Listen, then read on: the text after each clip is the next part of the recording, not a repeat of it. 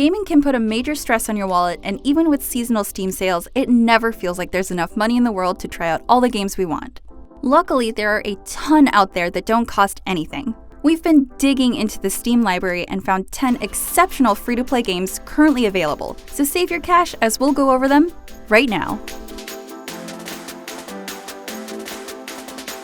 Brawlhalla could be described as Smash Bros. Lite. It's a platform fighter that incorporates powerful weapons and gadget drops that change your playstyle according to the specific item. One minute you'll be fighting with grenades, then the next you'll be riding a rocket spear into someone's face.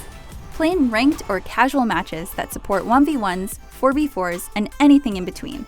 There's even an alternate party mode with completely different objectives to mix things up. The roster of 46 legends can be bought with earnable in-game currency in addition to real money. But there are always 8 legends available for free each week in rotation. Aside from the cute sprite art and animations, every legend has different stats that help to make them feel unique. For example, my favorite legend, Fate, has increased speed and strength, but lowered dexterity and defense. Barraza, on the other hand, is more of a tank with slower movement, but a higher defense stat. Brawlhalla will keep you coming back once you get your first taste of victory. Team Fortress 2 is the granddaddy of hero shooters, but don't play it for a history lesson. Play it because it's fun, stylish, unique, and still boasts around 50,000 concurrent players every single day. Choose from 9 of the most creative and fundamentally dissimilar classes ever crammed into the same first-person shooter to accomplish objectives with the rest of your ridiculous 16-player team. Don convincing disguises, eat a sandwich, and even drench your enemies in, well, whatever's in that jar. If the brilliant core game modes are too fun for you, then why not try the cooperative, wave-based man vs. machine mode? The TF2 community has taken it upon themselves to create even more wacky modes like Prop Hunt, Surf, and trading servers where players argue over who has the most valuable hat. War Thunder is an absolutely massive military vehicular combat game featuring hundreds of vehicles from multiple eras and more than half a dozen nations. You'll progress through the tech tree of your chosen nation's arsenal of aircraft, tanks, or naval warships. Choose your preferred arena, be it ground, land, or sea, and queue into matches of up to 32 players. Good news if you're a military simulation buff, War Thunder offers realistic and simulation variants of the normal arcade mode that boast more realistic damage and flight models in addition to things like having to return to an airfield to reload. There's certainly a lot of progression to work through, but even at low levels, there's plenty of fun to be had. Paladins is more than a little similar to Overwatch, but it does some interesting things of its own. What's unique about Paladins is that it incorporates a card deck system for your champions that grants amplified attributes and enhanced or modified skills that allows you to build towards a specific playstyle. All cards are free to use for all champions, which opens up customization to a higher degree. There are 3 major game modes: Siege, a capture the objective and push the payload type, Team Deathmatch, which is a 5v5, and Onslaught, a capture the point objective. And, of course, Paladins boasts a roster of 41 playable champions, each with unique abilities. For example, my personal favorite, Saris, is a support character who directly heals teammates, but she's also able to hold her own in a fight, since dealing damage heals her. My favorite ability of hers is that she can slip out of dicey situations with her shadow travel, which grants immunity from damage for a limited amount of time. Matches aren't absurdly long, and getting kills feels super rewarding, especially if you're trying a champion you've never played before. Dota Underlords is a Valve-created, standalone version of the popular auto chess mod for Dota 2.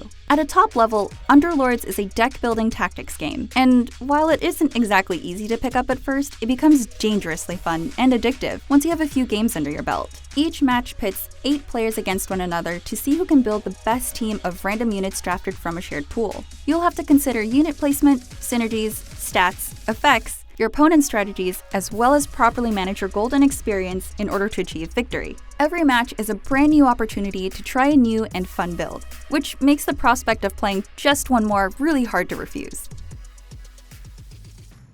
MOBAs can seem daunting to approach, but Smite makes it easy to jump right into the thick of it. Most MOBAs are isometric point and click, but Smite is actually unique in that it's played in third person. Gods, the roster of playable characters, are deities, immortals, and mythical creatures from ancient mythology from all over the world. You can play as Medusa, Ra, or even Cupid if you want. The classic game of Smite is a 5v5, but there are other game modes with different rules and objectives that you can choose from. My personal favorite is Joust, a 3v3 mode that's on a one-lane map with the goal of destroying the enemy's defenses and their titan. Joust, along with a few other game modes, usually lasts about 15 minutes, which makes it super fun and easy to hop into a match without worrying about spending half an hour in one game. Smite is a fresh take on MOBAs and is beginner-friendly to players who might be unfamiliar with the genre.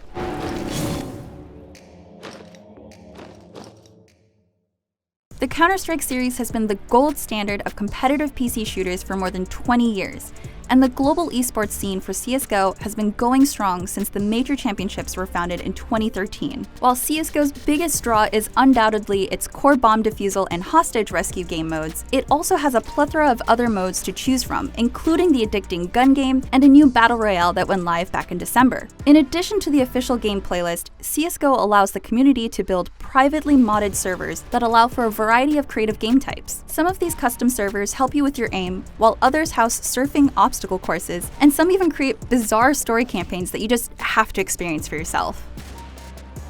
From the outside looking in, Warframe can seem impenetrable. Half a decade of updates, system reworks, and ever-evolving stories have made it a complex game chock full of different mechanics to learn. While that can be intimidating at first, Warframe is so dang fun that it more than rewards the time that you put into learning it. Years of updates also means it holds a well of content so deep, you may not see the bottom even after hundreds of hours playing, all of which can be experienced entirely free, as Warframe has some of the most inviting free-to-play systems on this list. It's a game that truly never stops getting better, and it's well worth getting comfortable with, so you can craft your own space ninja suits and bullet jump through waves of enemies with the rest of us.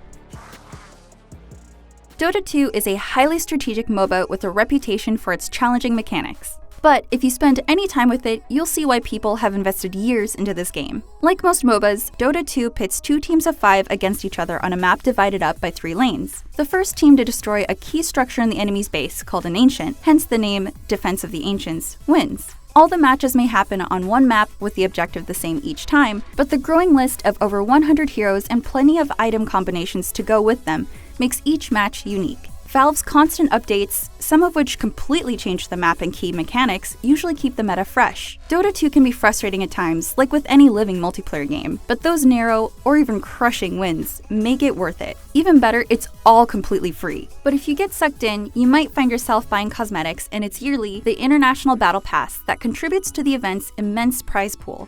That being said, if you're interested in playing, just be prepared to spend plenty of time learning Dota 2's intricate systems and heroes.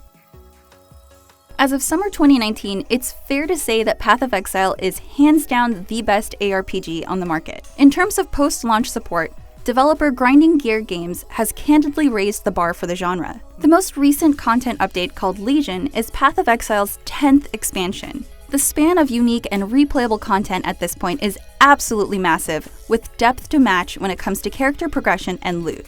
What's more, all of this great content is free. Its monetization system is more altruistic and less intrusive than many $60 AAA games in 2019. If you're looking for an ARPG with hundreds of hours of unique gameplay and no signs of slowing down its post-launch support in the near future, then look no further than Path of Exile. Or else, lights out. Now that you have a full list of free games to check out, which game do you think you'll try first? And let us know if you think any games are missing. In the meantime, make sure to stay with us here at IGN for more on all things gaming.